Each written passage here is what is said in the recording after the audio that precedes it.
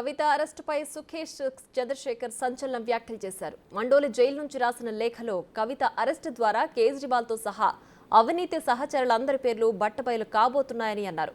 బూటకప్పు కేసులని రాజకీయ ప్రతీకారమని, ఇన్నాళ్లు కవిత చేసిన వాదన అసంబద్ధమని రుజువైందని తెలిపారు. సింగపూర్, హాంకాంగ్, జర్మనీలో మీ పార్టీ దాచుకున్న వేల కోట్లు బయటకొస్తాయని లేఖలో సుఖేష్ వెల్లడించారు.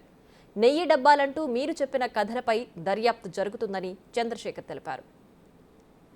రైట్, ఇక ఇదే అంశానికి సంబంధించి మరింత సమాచారం మా ప్రతినిధి శివ ఢిల్లీ నుంచి లైవ్ లో అందించడానికి సిద్ధంగా ఉన్నారు.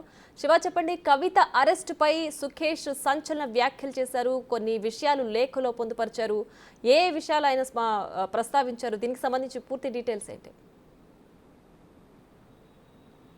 ప్రియా, మండోలి జైల్లో ఉన్న సుఖేష్ చంద్రశేఖర్ గత 2 సంవత్సరాలుగా శిక్ష అనుభవిస్తున్నారు. మనీ లాండరింగ్ కేసు సంబంధించి ఇటు సత్యేంద్ర జైన్, సుఖేష్ చంద్రశేఖర్కి సంబంధించి మరికొంతమంది ఆమ్ ఆద్మీ పార్టీలకు సంబంధించి ఇటు అరవింద్ కేజ్రీవాల్, మనీష్ సిసోడియా వీరందరికీ సంబంధించి వ్యాపార లావాదేవీలు, మనీ లాండరింగ్ సంబంధించి కూడా సుఖేష్ చంద్రశేఖర్ ప్రజెంట్ మండోలి జైల్లో శిక్ష అనుభవిస్తున్నారు. అక్కడి నుంచే కూడా మరో సంచలన లేఖనైతే మండోలి జైలు నుంచి సుఖేష్ చంద్రశేఖర్ తన వ్యక్తిగత లాయర్ అనంత్ మాలిక్ ద్వారా మీడియాకు విడుదల చేయించారు. అయితే ఈ లేఖలో కవిత అరెస్టు గురించి కీలక వ్యాఖ్యలు చేశారు.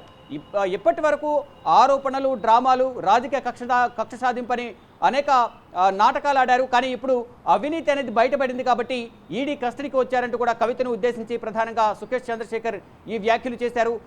అన్ని ఆధారాలన్నీ బయట ఉన్నప్పటికీ కూడా మీరు ఇంకా మీ అవినీతి రారాజు, ఈ అవినీతికి గాడ్ ఫాదర్గా ఉన్న కింగ్ పిన్ అరవింద్ కేజ్రీవాల్ను రక్షించాలని ప్రయత్నించినప్పటికీ ప్రయోజనం లేదు, తాను కూడా త్వరలోనే తిహార్ జైలుకు రాబోతున్నారనేది ప్రధానంగా ఈ లేఖలో పేర్కొన్నారు.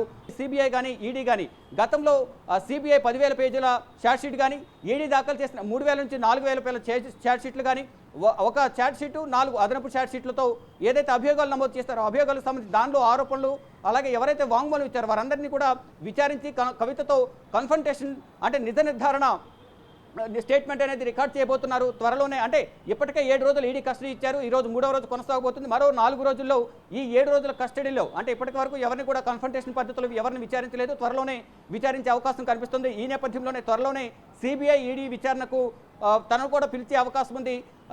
ఆ సమయంలో ముఖాముఖి కూర్చుని మాట్లాడుకుందాం అన్నట్టుగా కూడా ఈ లేఖలో సుఖేష్ చంద్రశేఖర్ ప్రస్తావించారు.